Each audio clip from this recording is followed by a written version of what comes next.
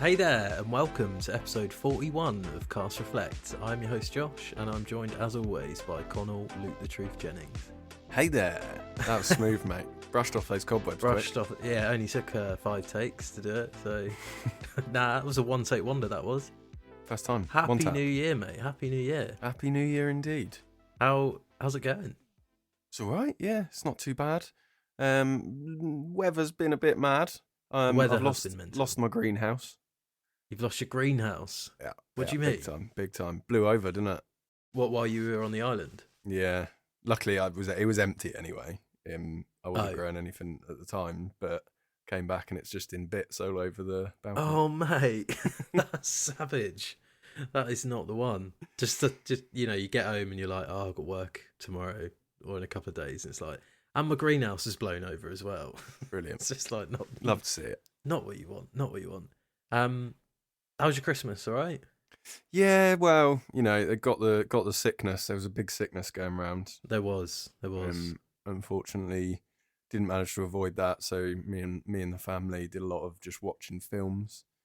Watched that semi-related to video games. Watched that Rebel Moon, the Zack Snyder film that was announced at the Summer Games Fest. Was it? Yeah. Yeah, watched that. Yeah, was it any good? It was completely okay. Right. Couldn't have been more fine. More average. Okay. Would you recommend it? As I'm a big sci-fi movie fan, would you recommend it to me? I wouldn't. You wouldn't? No. You can probably imagine what it's like. It's got lots of like slow-mo Star Wars influence and like getting the gang together, rallying the troops, going off to fight this evil empire. Right, okay. That are taking over planets. Yeah, sounds familiar. Yeah, very Zack Snyder. Yeah. I halfway through the film, I said to my dad, I wish I was counting how many slow motion shots there were from the start. Yeah, it's like ultra stylized. Yeah, it was mad. I reckon if you didn't use any slow mo, that film would have been half the length. Is it that bad? Is it? There's that much slow mo in it? That's hilarious. There's a lot, and he does like a slow mo. I didn't hate it. Nah, it just wasn't great. I watched Ahsoka as well. Oh, okay. I was literally watching episode 4 when I stopped to come and do this. So, nice. You enjoying it? Yeah, I am. So I watched all of Andor. Yeah. Then I finished season 4 of Rebels, which I've been meaning to do for like 2 years. Love Rebels. Which is fucking amazing, by the way. I know. Rebels like season 4 is so good. I think Rebels is like the best.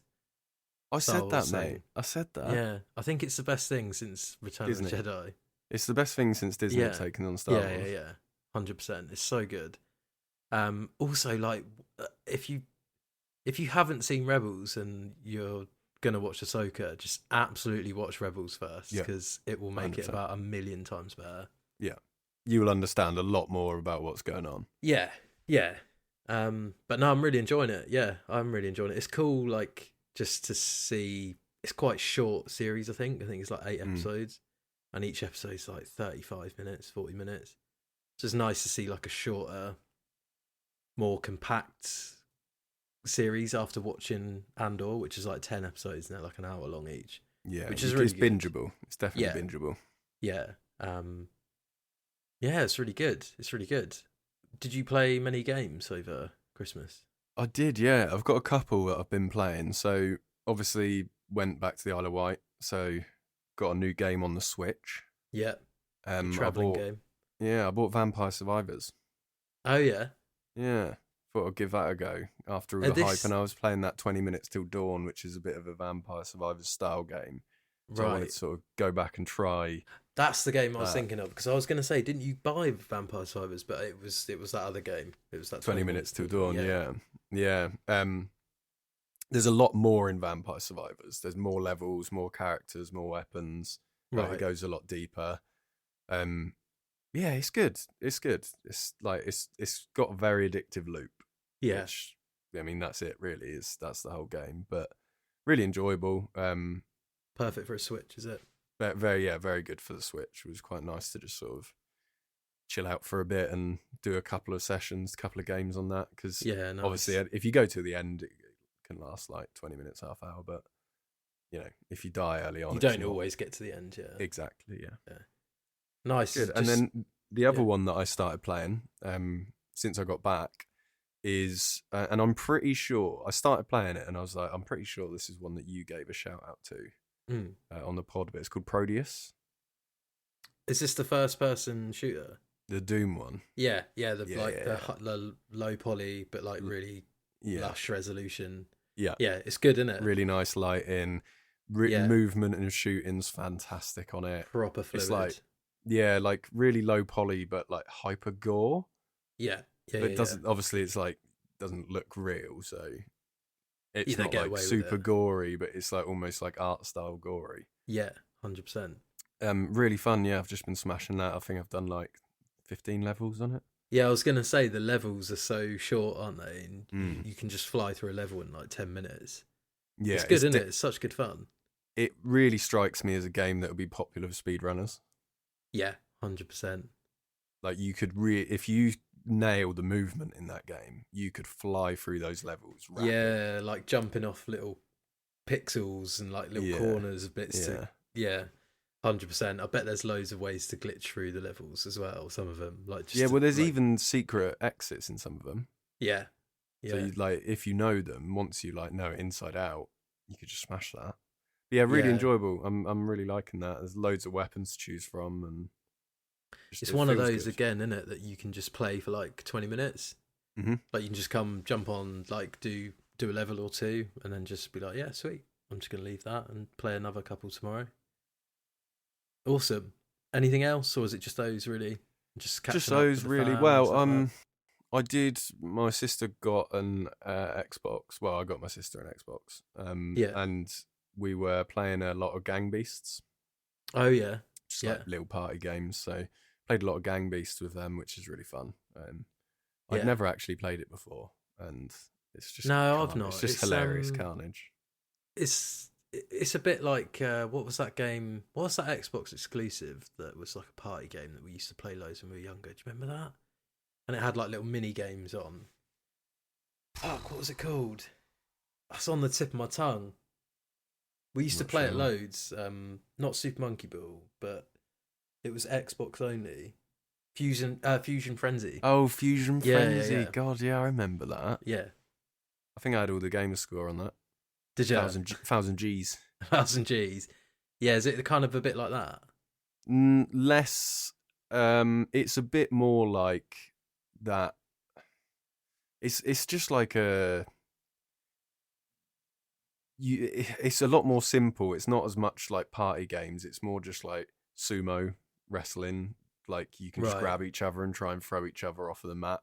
And then the longer you stay alive, the maps start to like fall apart or collapse in on themselves. So it gets harder and easier to fall off. Or like it is quite skill based when you get the hang of it. Because you can start to like pick people up and like do little moves, learn some like knock each other out. Techniques. But it is just a bit like like Human Fall Flat in the way that it's very physics based. Yeah, it's quite comedic in that way. Yeah, it's so funny sometimes. You'll just be like hanging on to someone's head, and that's the like dangling. There's so many points where I was trying to throw my sister off the side of this building. She was just holding on to my head and wouldn't let go. And so it's just like hanging off the edge. It's been out for quite a while, I think, Gang Beasts, hasn't it, as well? Yeah. I feel like it's been out a while. Yeah, I think it's been out for ages. It's good fun. Just one of those very enjoyable games. Little party game. Again, something you can just jump on for like 20 minutes. Yeah. Play a few games on and then Yeah, a good Christmas break game. Sounds like you've been playing like a lot of nice little bite-sized games that you can just... Yeah, nice. Well, I've had a bit of a DLC Christmas. Oh, so I've played... Oh, can I have a guess? Go on, go for it. Okay. God of War. Yep. Yeah. Cyberpunk? No, I haven't played Cyberpunk, no. Okay. I don't know then. That's all I had. So I finished the Valhalla DLC, God of War. Yeah. Yeah. How was it? Really, really good. Really good. Like way better and more than I was expecting. I think the way it was kind of sold was like it's just a roguelike kind of relentless, like endless combat loop, which That's it what is. it looked like. It is like that in its essence. Like you do follow a loop. It's quite a short loop. It probably takes about 20 minutes to do one all the way through. And I wouldn't say it's very difficult, personally. I did only play it on normal, though. If I'd have stuck it on hard, maybe I would have, struggled a bit more with it. But it's it sort of like gives a bit of closure to his story as well. Like it leaves it open, but I think for Kratos as a character, it does a lot of like just tying up a bit of loose ends with his personality and like his acceptance of who he was and what he is now. Yeah. Which Ragnarok does go into a lot, but this really feels like that kind of full stop. And if they do another game, I think he won't be battling with that anymore, if you know what I mean. Yeah, yeah. So yeah, really highly, highly recommend that. It's free. So if you've got the game ready, you can just download the DLC for free. Also, because I haven't played it since I completed it, like you forget how fucking good the combat is in that game. Like the combat's so good. And it was really fun to just go through and just basically rinse enemies in it. Yeah. And it's the roguelike loops got all the classics, like passive powers, like runes that give you temporary buffs, and then you get obviously your more permanent ones at the end of each loop. You can spend your mastery points, I think, coins, Ragnar coins on like your health upgrades and stuff, which your Ragnaroks. Your Ragnaroks, yeah. Got 500 Ragnaroks. Absolutely banging run that time. Yeah, that was really good. I played the Final Fantasy VII DLC, well, like the intergrade, like the intermission. Not as good.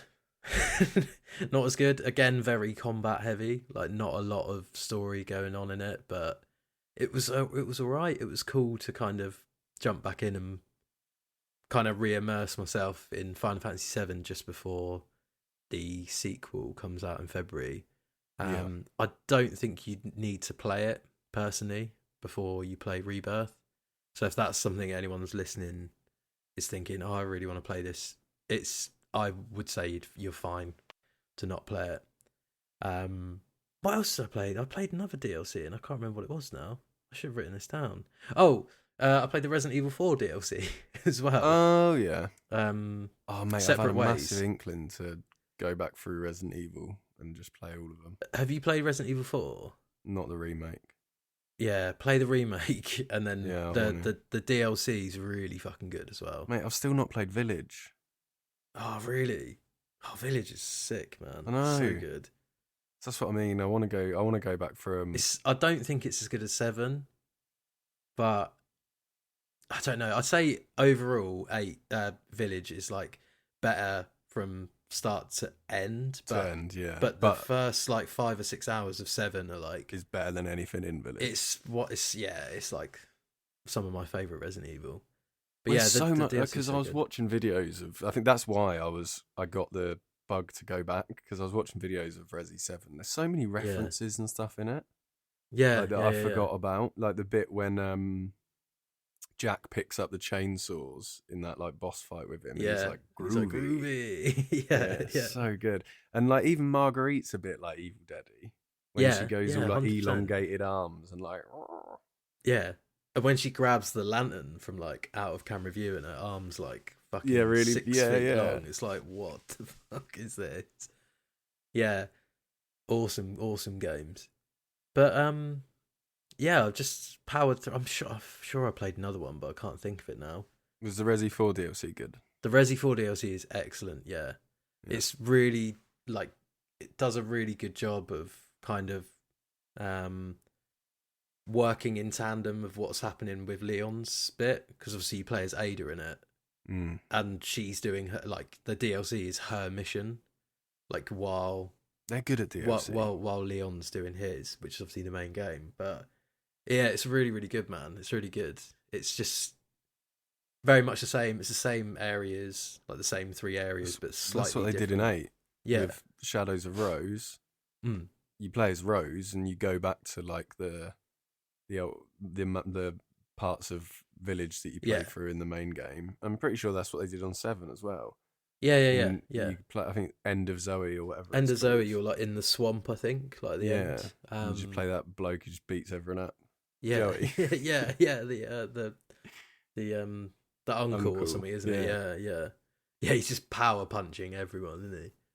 But yeah, Separate Ways is amazing. It's about, I think I did it in an evening. I think I stuck it on about 6 and finished it about 11.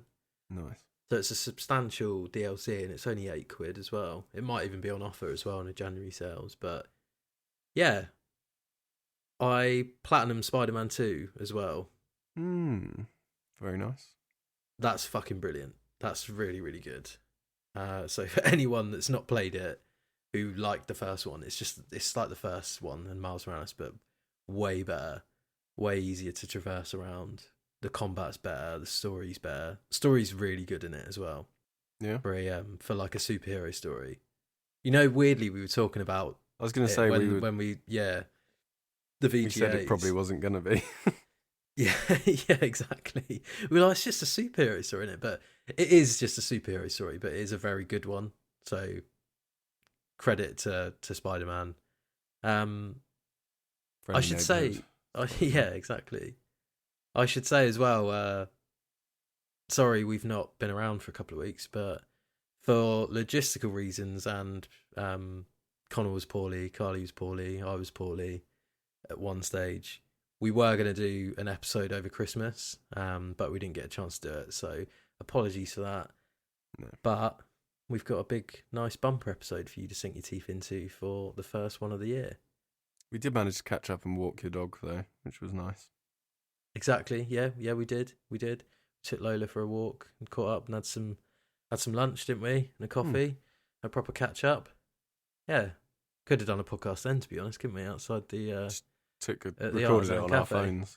Walked around. Done it. Yeah, we could have done. Next time, mate. Next time.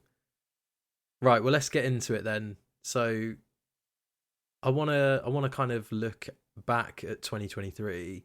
Mm-hmm. I think we haven't picked our game of the year yet. I want to look at some highlights of the year, and then we'll have a look ahead to 2024 as well, and see what sort of games are coming out and what's caught your eye, what you're excited for. Yes. But 2023, I've got to say, what a year for games. Like an insane amount of good games came out last year. When I was doing my notes for this, I was like going through some of my game highlights, and the list was just getting bigger and bigger, and I was like, I can't believe all these games came out this year. It's fucking mental. There's so many good games. Yeah, I think it got a bit tainted with all of the negative news in the industry, the layoffs and stuff like that. Yeah. But aside from that, the games that came out, there was some absolute crackers. Yeah, and you're right to bring that up, because the industry is taking a fucking beating on it this year. Like, the people working in the industry, there's been some pretty, not grotesque, a bit extreme, but the way certain companies have treated teams and gone ahead with layoffs and stuff seems pretty off kilter to me, the way they've gone about it. And obviously, like, the VGAs was a bit weird, wasn't it? Like, at the end of such a turbulent year, they showed loads of trailers and then like gave them 30 seconds to accept their award. But the games themselves were fucking fantastic this year. Mm-hmm. Like, I'd say 2023 was, I think you could argue it's not the greatest maybe, but I'd like to do an episode on that anyway. But it's up there. With recent years, it's ridiculous how many good games came out. It's been a very good year. Well, let's get into it. What were some of your highlights? We'll do our game of the year sort of at the end of this section, but were there any highlights that you wanted to? I think for me, it's the thing that sticks out for me, and there's definitely loads that aren't in this category, but for me, it's been such a strong year for indies. Mm. Well, Yeah. in indies. I mean, we've had that discussion already about Yeah, what constitutes an we'll go indie, with we'll go with just indie in quote marks because yeah, exactly. But I mean, there's been some absolutely phenomenal ones. So you've got Sea of Stars, yeah, absolutely wicked, amazing game. Cocoon, fantastic, phenomenal game. Dredge, Dave the Diver. You've also got Viewfinder that you mentioned a few times. Absolutely wicked game, and they're such strong games. Chia as well. Yeah, Chia came out early, didn't it? Early this year, Early 2023. Yeah. Yeah, Yeah, like some really really strong hitters in like that sort of smaller, at least not AAA space. yeah, absolutely. Yeah, so I started playing Cocoon actually 3 days ago. I think I did the first 2 levels. Yeah. It's fucking amazing. Like It's what I've played really of it cool, already, isn't it? I'm like, wow. Yeah, I knew Like you'd love it. the idea of that game is just insane. I'm surprised it didn't get more. Not that it didn't get more recognition, but it almost flew under the radar a little bit. I feel like Cocoon did.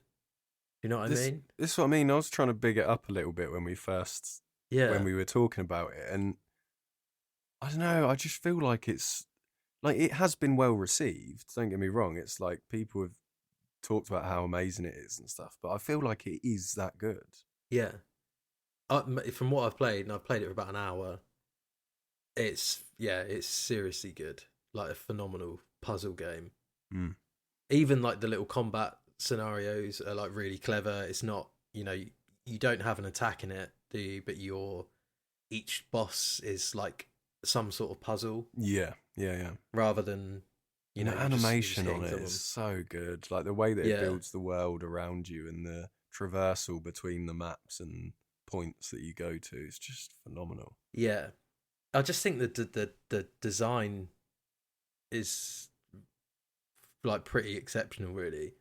Like, and how fluid it switches between the worlds. Because for anyone that's not played it, it's like a top-down sort of light platform puzzler. Yeah, and then you get to the end of the level and you find like this orb, and then you activate the orb, and then it basically sucks you into the orb. Yeah. In like one seamless transition, and inside that orb is another level, another universe. Yeah, it's essentially like a whole another. You're carrying a universe in the orb, and you can go from universe to universe through those orbs. Yeah, but then they start tying them together, so you have to carry them to the next section to unlock like the next one, and then you have to go into that to get another one, and it's insane, man. It's one of insane. the things that I love about it is it's really subtle with how it controls that as well. So you're not like getting stuck jumping from orb to orb, being like, oh, which one am I going to be in? Like, is this where I'm going to go? Like, it only really lets you go to the ones that you have to be in.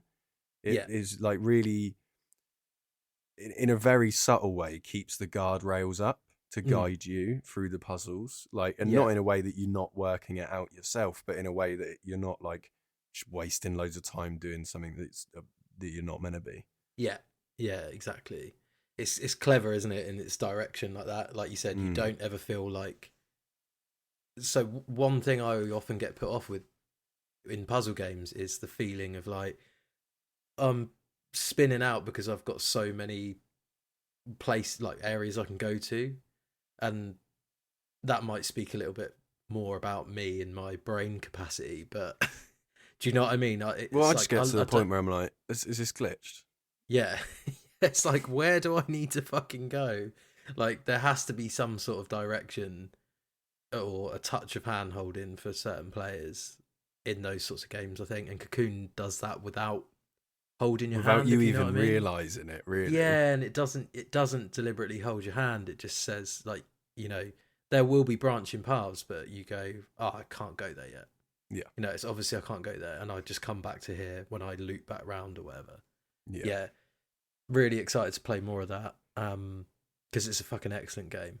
Like, you tried Dredge yet? I haven't. I'm going to finish Cocoon, and Dredge is the next on my list. I promise. Nice. I think you'll love Dredge as well. Well, you played it. You played the whole thing. didn't you? Yeah, Last smashed it. year. Did all of the endings. It's just really it the way that it combines some like really nice mechanics that I just enjoy playing. It's such a nice combination of weirdly relaxing and unnerving, which is a very weird combination to try and to do. Yeah. But so it's like you just going around swimming and doing your bits, but then obviously it's like the day and night cycle, and if you spend too much time at night, your insanity goes up, and then that's when it starts to get a bit trippy and a bit harder to like figure out what's going on. But if you're like on top of it and you're doing your like management of the game quite well, you're just out fishing, and then like you just go out at night when you want to catch certain types of fish, and you can be quite tactical or strategic with it. Yeah. It's got a nice variety of areas. You've got all of the fish that you can catch. I've got like abominations, versions of them that you can go and get. And I don't know, it's just a very nice like gameplay cycle to go through. Yeah. I never felt bored at any point. I never felt like it needed anything more. No, it just had enough just to keep drip feeding the narrative and the world building and stuff, whilst keeping the gameplay, light and refreshing each time. Yeah, and you've got like it's a really nice like theme as well. The old what do you call it? The Lovecraftian, yeah. Like the Lovecraftian vibe is just really cosmic cool. horror. Yeah, I'm into that.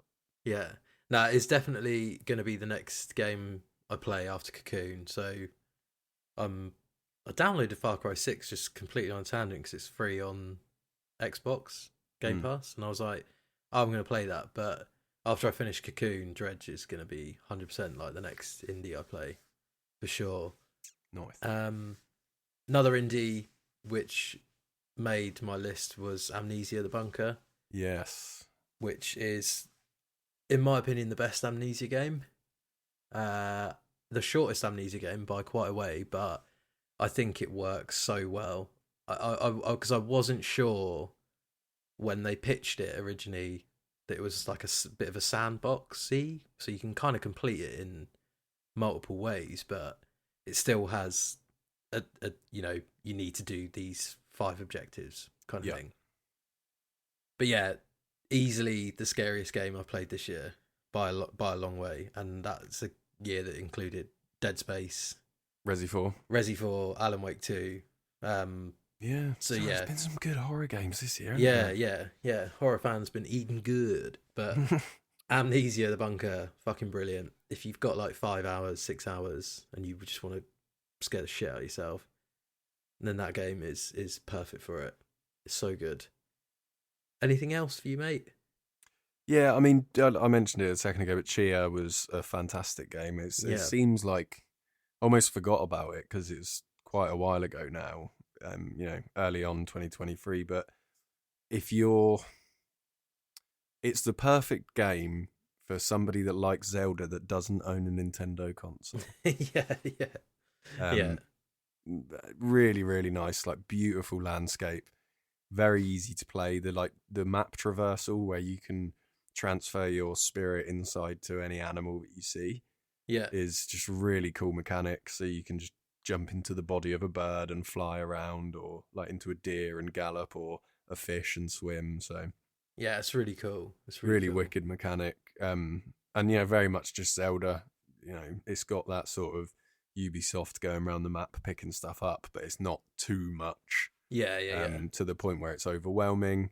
And then it tells like a really nice story about like environmental, a sad story about like environmental damage and stuff like that, and maintaining their sort of culture of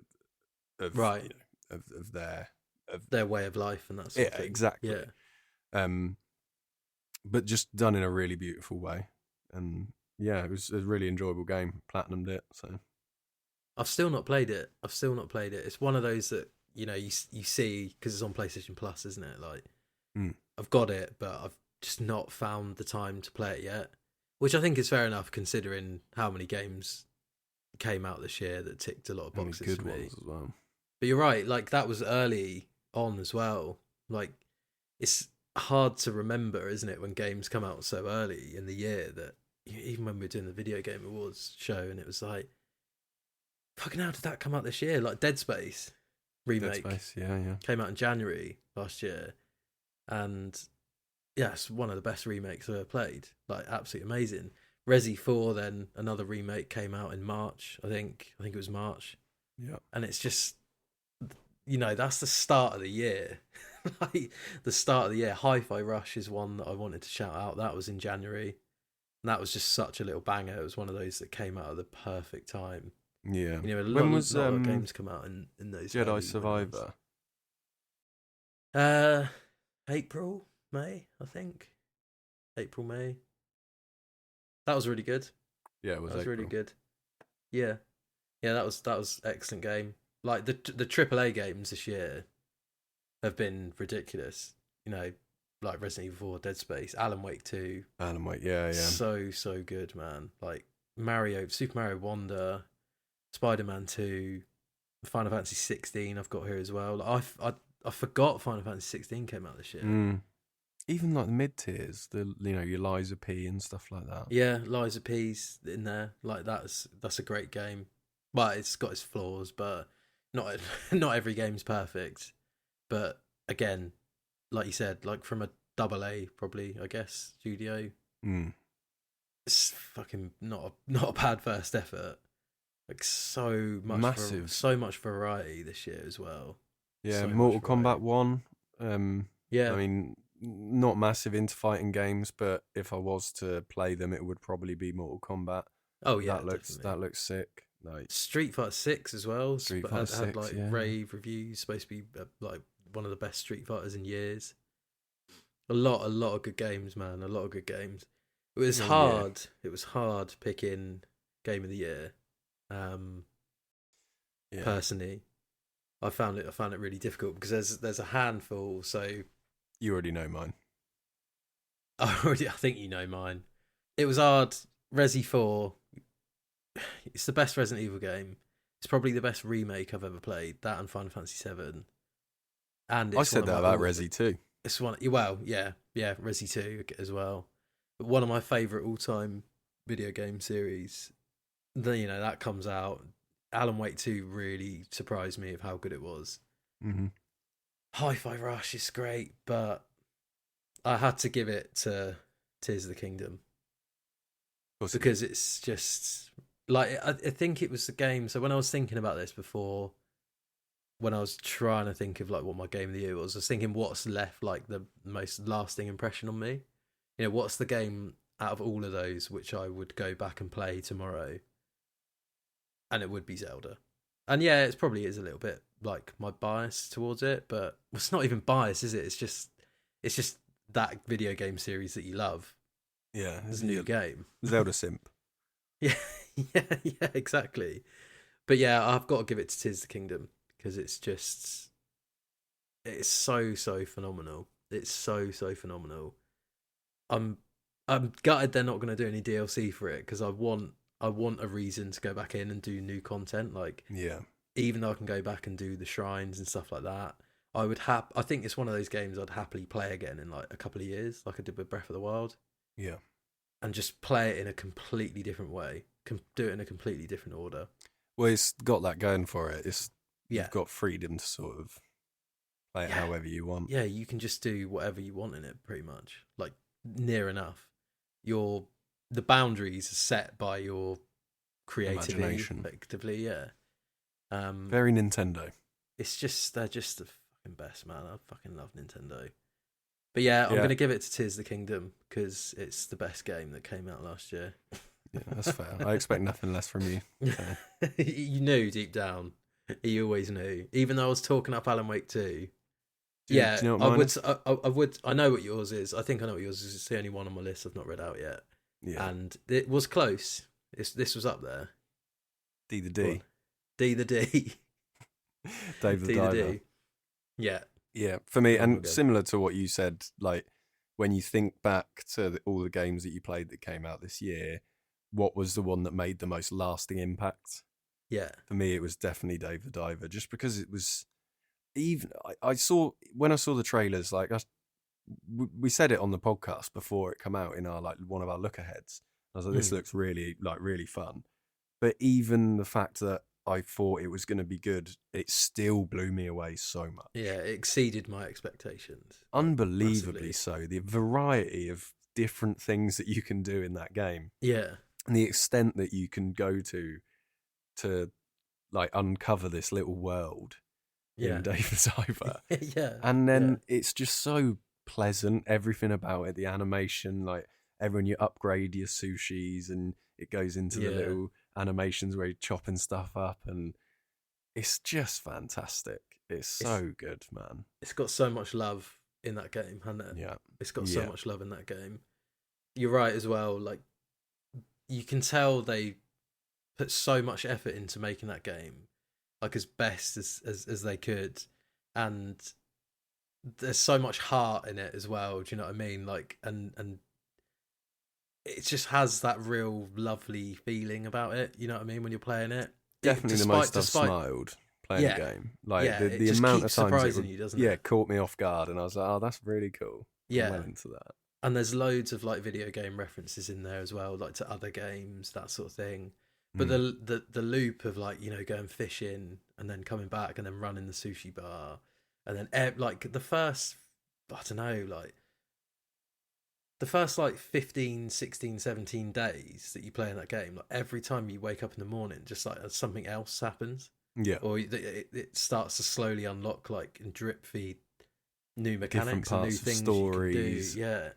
Yeah. Yeah. It's so good, man. And Yeah. you And can you just- end up like collecting the fish in your little like with your in little the cards, like your little Yeah. Pokemon cards, yeah. Yeah, and then you've also got like your farming side of things, and then Yeah. you're doing the like weapon upgrades for the guy who loves all of the anime dolls, and then you go into Yeah. his dreams and you play like a Guitar Hero game. yeah, like a rhythm game, like mini Yeah. game, don't you? Which you can then go and play, can't you, in like the mini game section? Yeah, and you can go down to the mer people and go and help them out underground in their little catch all the little seahorses.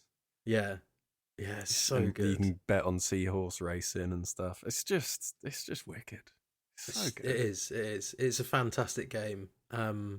Whether you call it independent or not is a different thing. Like, just take it at face value as its own game. It's fucking brilliant. It really is fucking brilliant, and it's like 20 quid as well. I think it's 20 quid, 25 quid. It's done it. It's my game of the year. It's my game of the year. That on Switch as well. Like so I played it on Steam. I would buy that on Switch Again. and play it again. Yeah, Yeah, same. it's so that would I. good. Amazing. So Tears of the Kingdom, Dave the Diver are your Reflect games of the year. Getting played. 2023, mate. What a year! What a year for video game releases. Yeah. But Well, that's it's behind behind us us now, now. Yeah. Behind us now. We move on. We move on to 2024. I mean, this is looking pretty hot already. Pretty stacked. Obviously, a lot of the games that have been announced don't have release dates yet. Mhm. They've got release windows, or they're, you know, set to release in. Yeah. I mean, there's one I'm 2024. going to talk about in a minute that's had a little bit of release window controversy over the last couple of days. All right. Well, let's go straight into it, mate. We're gonna have a little Start look with that into 2024. Pick out some games that are looking good that we're Yeah. excited about. But yeah, you sound like you've got one lined up already, mate. Well, Disney announced the other day that they dropped like a rough release window for Star Wars Outlaws, Yeah. which obviously I'm very excited about. Sort of like Yeah. open world style Star Wars game, fantastic, sounds wicked. Then that got shut down pretty quick, and Right. the release window went back to a very vague 2024. Yeah. So, you know, I don't know when it's actually going to come out. If they're being that vague, it's probably going to be quite late on, but Quite late on next year, definitely. yeah, but that's a big one for me in terms of what I'm looking forward to. Yeah.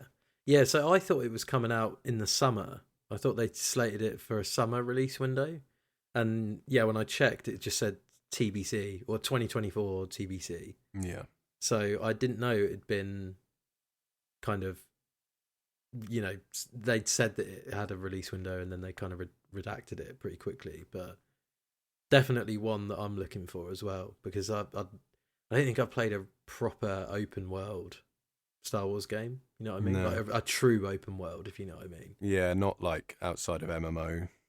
Yeah, like Fallen Order was sort of open world, but it just had. It's a bit like Final Fantasy 16. You know, it has planets that have a map each, and you can explore that map, and you can go between the planets, but there's only so much you can do on those planets. It's, Like it's weird, isn't it? you know what I I mean? suppose open world gets quite vague now. I think it does now, non-open due to the world games are scale. getting bigger. Yeah, and Yeah, it's like it's what classifies open world as well at that point. You know, like yeah. It's. I think what it is the little towers that you have to climb to no, open yeah. up the map. Yeah, The little yeah. synchronization spots. To me, like the way I think of it is, which ironically doesn't really work with Star Wars because you're going from planet to planet, but an open world game to me always feels like you have one map, right? Yeah. And you can go wherever you want on that map at any point, give or take, you know, a few kind of Metroidvania style mechanics where you need a certain item to reach a certain area or whatever. But Yeah. I think the game kind of changed for open world after Breath of the Wild as well and Elden Ring. Like that really set the standard. However, a Star Wars game where you're going to visit multiple planets, you know, I guess Starfield kind of did that, but it was just a bit boring. Do you know what I mean? It's not boring. Did you not see what they responded to the reviews? No. They said it's not boring. Was it boring when man went to the moon and there was nothing up there? That wasn't boring, was it? Yeah. That's just, that doesn't even make any sense, does it? Why did they say that? Why did they say that? Don't know. Lack of PR team getting involved. I don't know. Just lack of retort, I think, to the fact that that game. Don't compare your game to man going to the moon. Yeah, it's That's insane, mad. isn't it? It's insane. The reason they went bored is because they were advancing humanity beyond its current reaches. Current reaches. Like, Yeah, it was literally like the biggest step in humankind. yeah.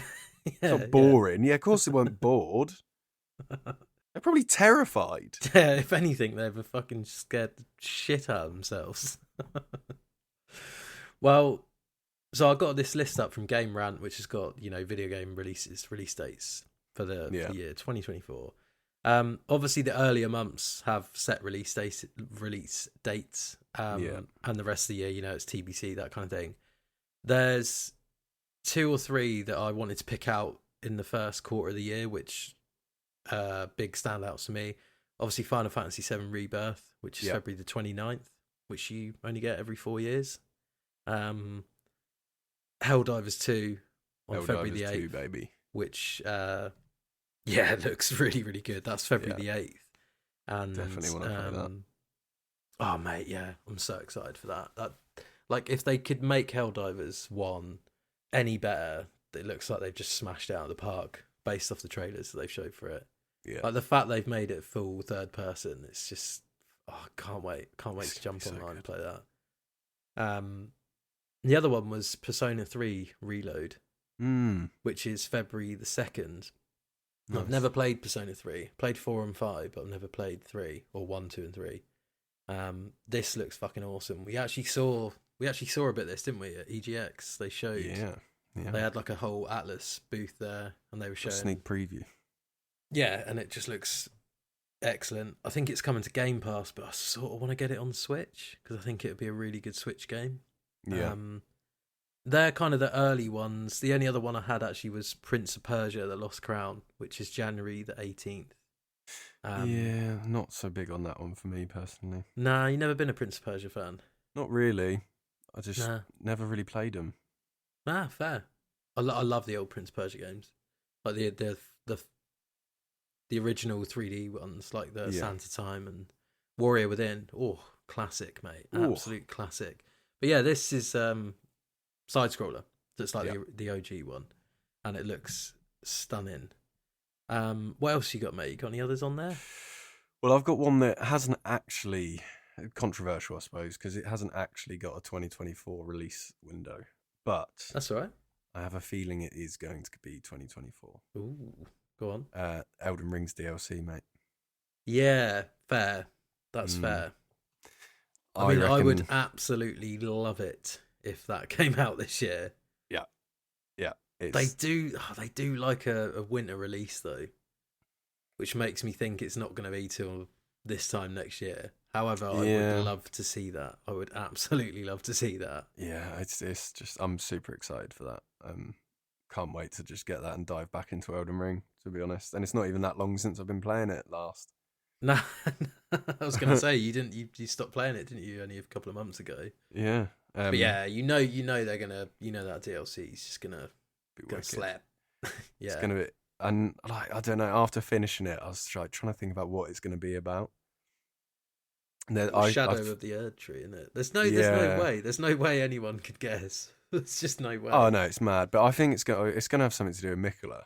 Yeah, who's Miquella again? Miquella is the other sibling of Melania.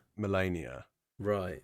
And is it's it the brother, one that and everyone talks about Miquella being like a great warrior, and then you never really there's nothing into it. Yeah. So it's like Varty must have done a couple of videos on that, though, hasn't he? Yeah, I've watched a couple of them. Yeah. But then it's like so you've if it's it obviously it depends when they set it, because they also quite like setting their DLCs mid game. Yeah, where you have to complete half the fucking game again to unlock it. But if it's post game, then you've already chopped up all of his like family, basically. Yeah. And he's meant to be this like ultimate warrior. He's coming back out, and he's going to be like, what have you done? Imagine if you had to beat Melania to do the DLC. Yeah, that wouldn't surprise me. It wouldn't even surprise me. They'd be like, "Yeah, sorry, you got." How do you get to the DLC? You got to beat Melania, and you're not allowed to summon. You got to beat the hardest optional boss in the game. Only got 3 phases as well. Was it 3? No, it's 2 phases, isn't it?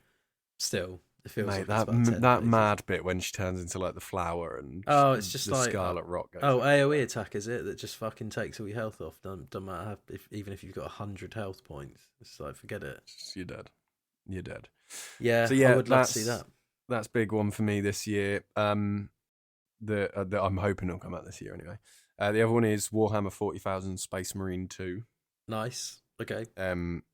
Again, is this the third person cover based shooter? Is it? Yeah. Yeah. Bit like Gears. Yeah. The first one was a lot like Gears. I mean, I expect they've probably evolved it a lot since then. But the trailers look wicked. Yeah. It's really good. You and Ross played that. Like, just played a couple of levels on it. Yeah. Really fun game. Yeah. I enjoyed it. I've played it through a few times. And it's weird because it came out like, when did the first one come out? I don't know. It was a good few years ago, I think. Maybe 4 years ago. 2011. Fuck me, that long ago. I'm like, 4 or 5 years ago. It just came out 13 years ago. Yeah. So second one of them is coming out on 2024. So me, I'm older than I fucking thought I was. That's sad, isn't it? That's sad. But yeah, so and it's got like a massive cult following. I really enjoyed that, so I'm looking forward to the second installment of that 13 years later.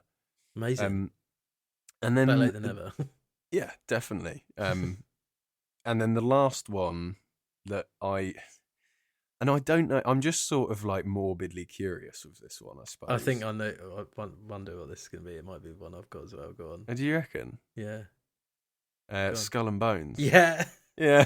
February the 16th. Yeah. Because this has had some crazy delays. This has been through development hell and back again. Yeah. And it's... I can't believe it's got a release date. Oh no. It's either like going to be an utter car crash. Yeah. Or shipwreck, sorry. Yeah. Yeah. Or it's going to be phenomenal. Yeah, I feel exactly the same as you.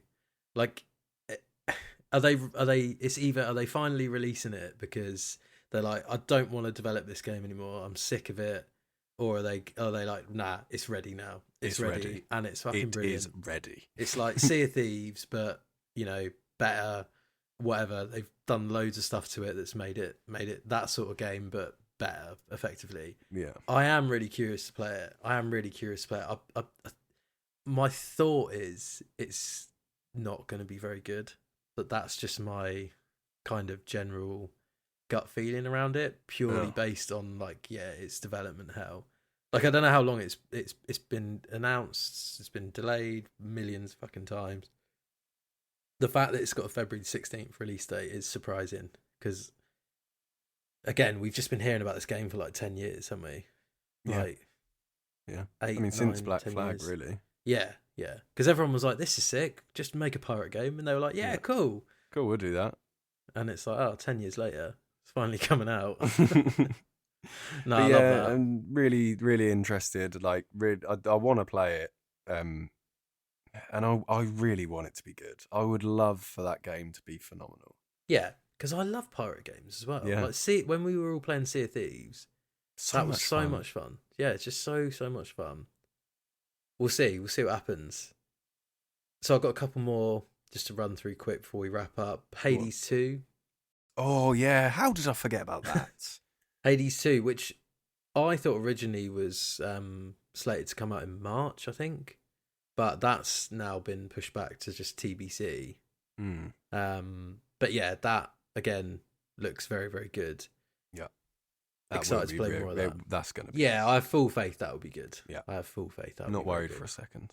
I mean, it looks like obviously they're using the same engine and everything. They're just changing a lot of the characters and the weapons, More of the animations, same. enemies. Yeah, Just give me more of the same is good in that instance, I think. Honestly, the opposite to what Ubisoft's problem is. Yeah. Less of the Yeah, same. less of the same. In their case. Just change it completely. Hyperlight Breaker is another one that I've got my eye on this year. So this is the sequel to Hyperlight Drifter, which came out years ago. That are like isometric, kind of sort of cyberpunky, but has Souls like combat. I wouldn't say it's got Souls like elements. It's more kind of punishing combat based on parrying and dodging, which is really fucking good. Had an amazing soundtrack as well by Disaster Piece, who's done like other video games like Fez, and he did It Follows as well. That movie soundtrack, very like unique sounding kind of synthy stuff. I got Paper Mario Thousand Year Door remaster. Can't wait to play that because I've never played it. Star Wars Outlaws, we had a little chat about. Yeah. Stalker 2 Heart of Chernobyl, which I'm really looking forward to because I never played the original. I never played that either. And I've heard it's fucking brilliant. So I'm excited to see what they do with that. And then the last couple I had were Little Nightmares 3. Yeah. Yeah, that was close to coming into mine for sure. Yeah.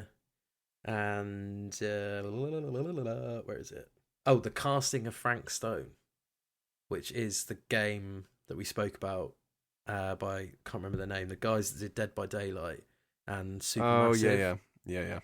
So it's the narrative driven, Until Dawn style, but with like fleshing out the Dead by Daylight lore. Yes. It's funny, like Supermassive games are like Until Dawn's so good, and The Quarry's like pretty good. It's alright. I quite like it.